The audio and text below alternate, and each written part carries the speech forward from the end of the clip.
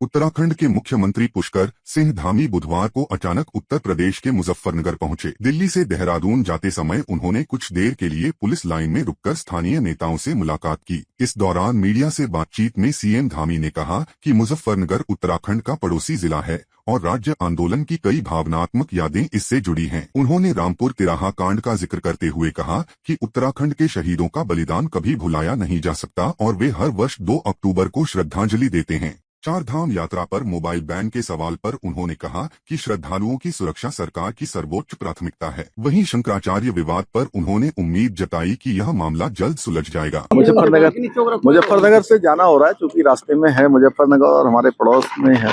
और मुजफ्फरनगर एक बहुत ऐसा स्थान है जहाँ से उत्तराखंड राज्य स्थापना की बहुत बड़ी यादें जुड़ी हुई हैं, स्मृतियाँ जुड़ी हुई हैं। यहीं पर मुजफ्फरनगर का जो रामपुर तिराहा है, वहाँ पर रामपुर तिराहा कांड हुआ है। जब भी हम यहाँ से गुजरते हैं उस स्थान को भी नमन करते हैं क्योंकि और प्रत्येक वर्ष 2 अक्टूबर को श्रद्धांजलि सभा होती है।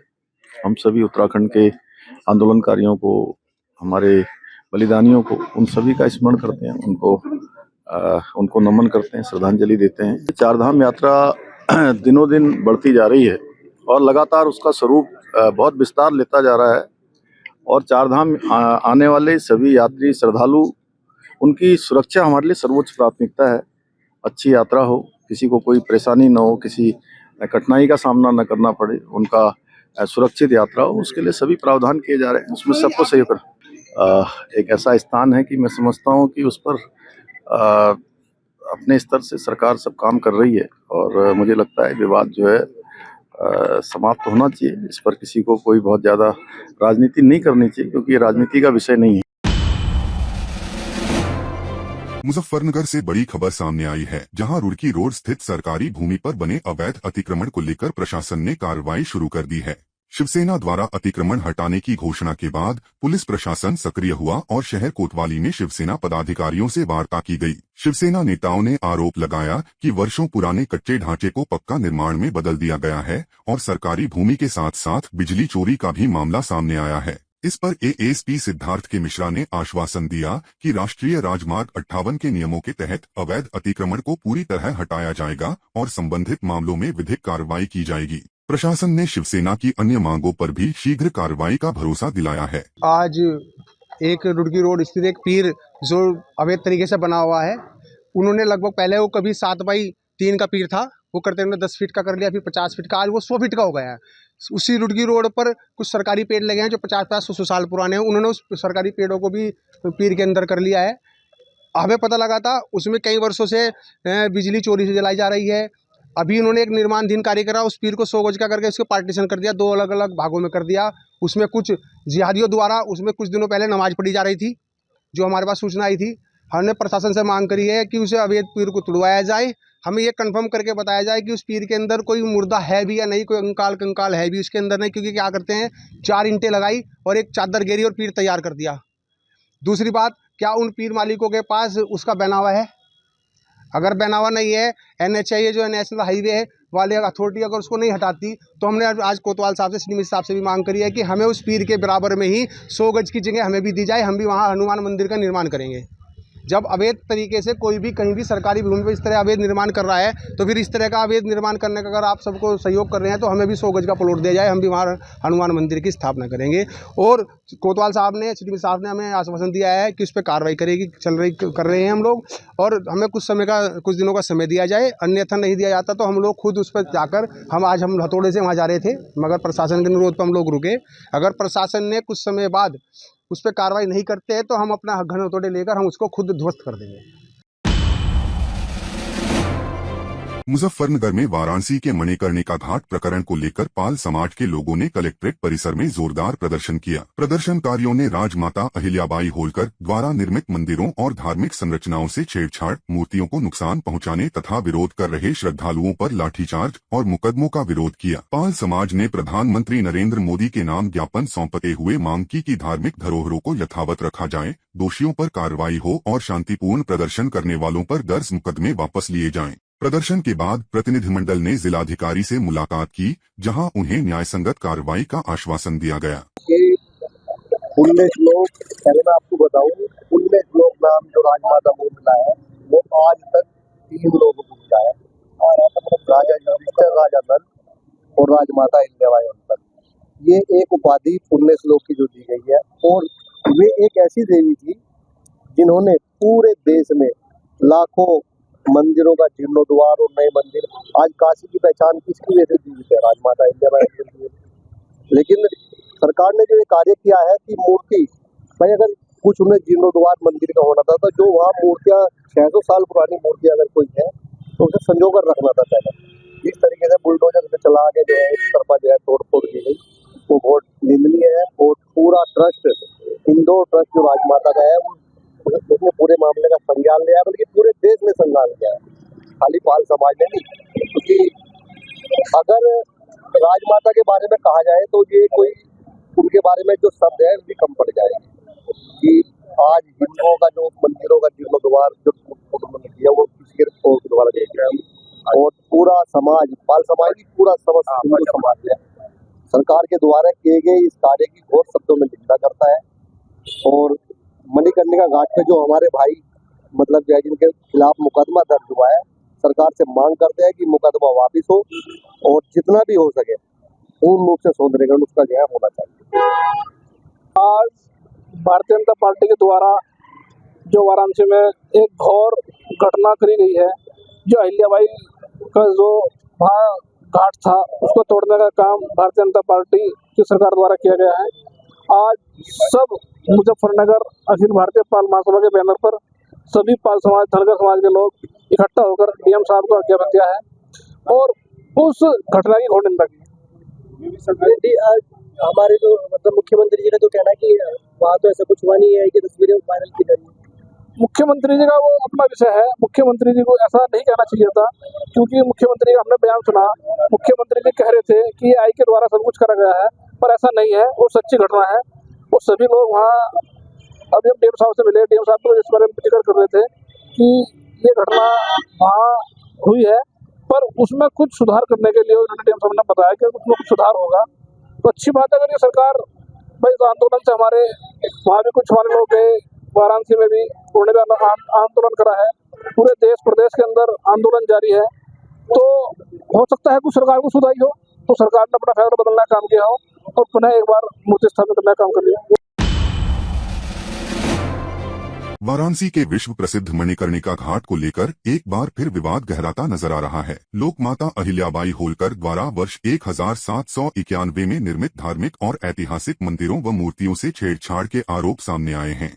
इसको लेकर विरोध जताने पहुंचे श्रद्धालुओं और पाल समाज के लोगों पर लाठीचार्ज किए जाने और मुकदमे दर्ज होने का मामला तूल पकड़ता जा रहा है। जनपद मुजफ्फरनगर से पाल, धनगर और गडरिया समाज के लोगों ने प्रधानमंत्री को प्रार्थना पत्र भेजकर इसे हिंदू आस्था पर हमला बताया है। समाज का कहना है कि मणिकर्णिका घाट केवल एक घाट नहीं बल्कि सनातन संस्कृति और करोड़ों श्रद्धालुओं की आस्था का केंद्र है और अहिल्याबाई होलकर द्वारा निर्मित धार्मिक धरोहरों की सुरक्षा सरकार की जिम्मेदारी है। मेरा नाम डॉक्टर शिव कुमार पाल है और मैं अखिल भारतीय पाल महासभा का जिला अध्यक्ष हूँ। आज अखिल भारतीय पाल महासभा के नेतृत्व में यहाँ पे पूरे मुजफ्फरनगर जिले के पाल, गडरिया, धनगर समाज के लोग एकत्रित हुए हैं और हम ये विरोध प्रदर्शित करने आए हैं सरकार को। जिस तरह से मणिकर्णिका घाट वाराणसी में माँ देवी अहिल्याबाई की प्रतिमा को खंडित करके महापुरुषों का अपमान किया जा रहा है, ये कतई बर्दाश्त नहीं होगा। और इस तरह से अगर सौंदर्यकरण के लिए महापुरुषों की मूर्तियां और हमारी धरोहर ध्वस्त होती रहेंगी तो देश का ही नुकसान है। हम सरकार को ये बताने आए हैं कि महापुरुषों का अपमान न करे, सबका सम्मान करे। सौंदर्यकरण बहुत जगह होता है, उस प्रतिमा को जिस तरह से ध्वस्त किया गया है और बुलडोजर चलाया गया है, जो वीडियो में दिखाई दे रहा है, वो बहुत ही दुखदायक है। और हम पूरा समाज, केवल गडरिया समाज नहीं, पूरा समाज, भारतवर्ष का हर समाज बहुत दुखी है कि महापुरुषों का इस तरह से अपमान किया जा रहा है। बुलडोजर मूर्तियों पर चल रहे हैं, मूर्ति जिस तरह नीचे पड़ी हुई थी और उसे बुलडोजर का मुंह खंडित कर रहा था, ये बड़ा ही असहनीय है। और मेरा तो निवेदन है, यदि इस तरह का काम किया जाए तो उन मूर्तियों को उतारकर संजो कर रखा जाए, सौंदर्यकरण जब हो जाए उन्हें फिर पुनः स्थापित किया जाए, उनके लिए कोई अच्छी जगह रखी जाए। क्या उन मूर्तियों जो 500-600 साल पुरानी मूर्तियां बनी थी, क्या वो इसी लायक थी जिन्होंने उन्हें बनाया होगा कि वो खंडित कर दी जाए?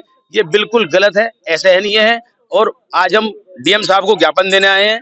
हम प्रधानमंत्री जी को, मुख्यमंत्री जी को और राष्ट्रपति महोदय को ये ज्ञापन देने आए हैं कि इस तरह की बातों पर ध्यान दिया जाए और समाज का, महापुरुषों का अपमान न किया जाए।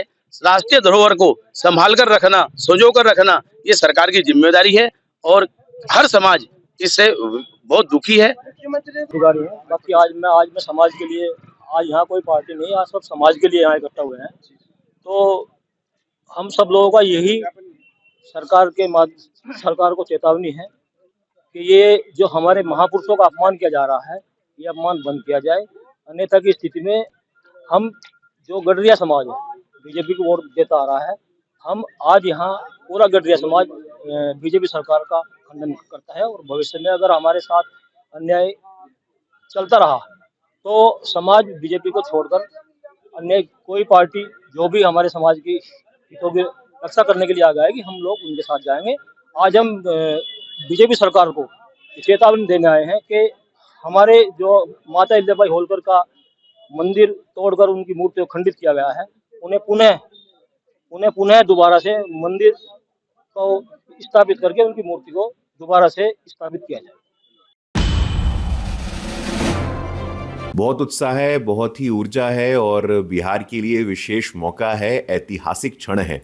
बिहार के लोग राजनीति में राष्ट्रीय और वैश्विक पटल पे इसी प्रकार अच्छा करें तो बिहारियों का मान सम्मान बढ़ता है। और नितिन नवीन जी तो हमारे बांकीपुर के विधायक हैं, हमारे युवा मोर्चा के प्रदेश के अध्यक्ष रहे हैं और दुनिया की सबसे बड़ी पार्टी भारतीय जनता पार्टी में एक सामान्य कार्यकर्ता, जमीनी स्तर पे काम करने वाला कार्यकर्ता इस प्रकार राष्ट्रीय स्तर पे, अखिल भारतीय स्तर पे पार्टी का नेतृत्व करे, यह हम कार्यकर्ताओं के लिए स्वाभिमान का विषय है। देखिए, भारतीय जनता पार्टी में अनुशासन सर्वोपरि है।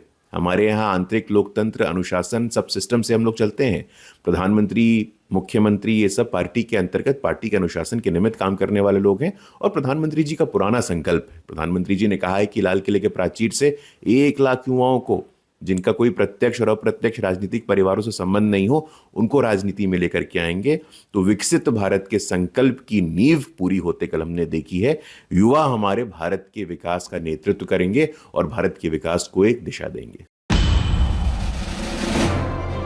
देखिए, भगवान श्री राम जो हैं वो आदर्श हैं। राम लल्ला के बारे में कहा जाता है कि वो आदर्श हैं सारे धर्मों के लिए और मर्यादा पुरुषोत्तम उनको माना जाता है। लेकिन कांग्रेस ने तो अपने शासनकाल में सितंबर 2007 में राम सेतु के मामले में रामलला को काल्पनिक बता दिया था, रामायण को काल्पनिक बता दिया था। इन्होंने कहा साहब रामलला जैसा कोई ऐतिहासिक कोई इनका साक्ष्य नहीं है, और सिर्फ इसलिए किया था कि राम सेतु मामले में राम सेतु को तोड़ने के लिए शिपिंग लॉबी का दबाव था। यानी राम सेतु को ये तोड़ने वाले लोग हैं, ऐसे लोगों से तो सच में बचने की आवश्यकता है।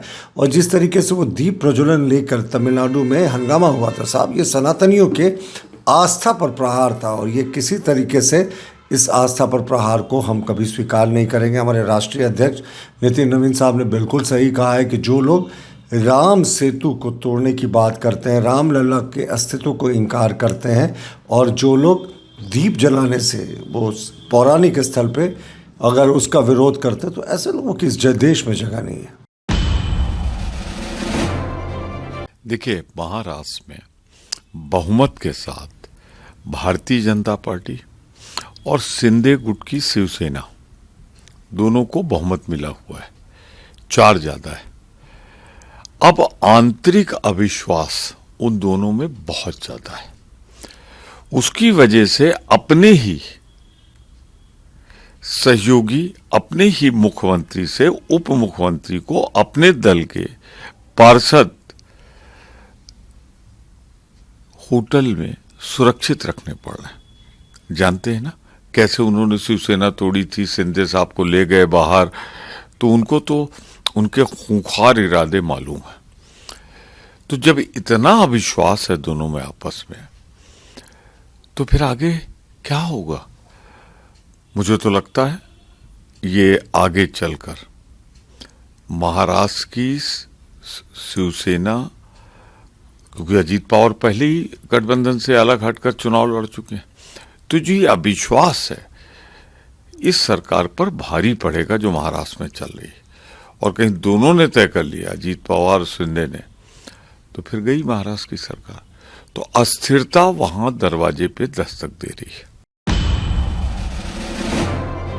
देखिए, हमारे नेता जननायक राहुल गांधी जी का अगर आप प्रत्येक दिन का शेड्यूल देखेंगे तो वो कभी यूपी में, कभी बिहार में, कभी हरियाणा में, कभी मतलब अलग अलग राज्यों में वो चलते रहते हैं।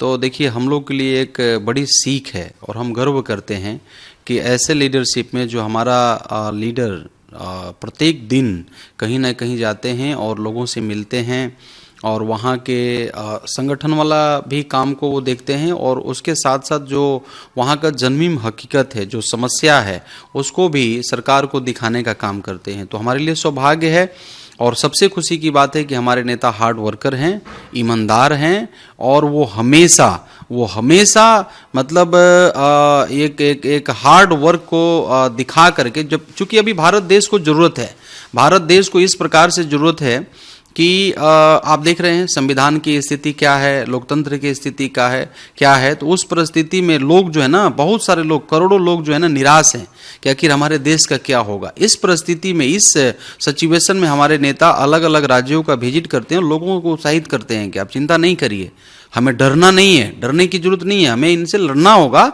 और एक न एक दिन हमारी विजय हो जाएगी। तो मैं धन्यवाद देना चाहता हूं कि आज वो अंबाला हरियाणा में हैं, तो हमारे नेता को बहुत बहुत धन्यवाद कि मतलब अपने लोगों से मिल रहे हैं, लोगों को उत्साहित कर रहे हैं।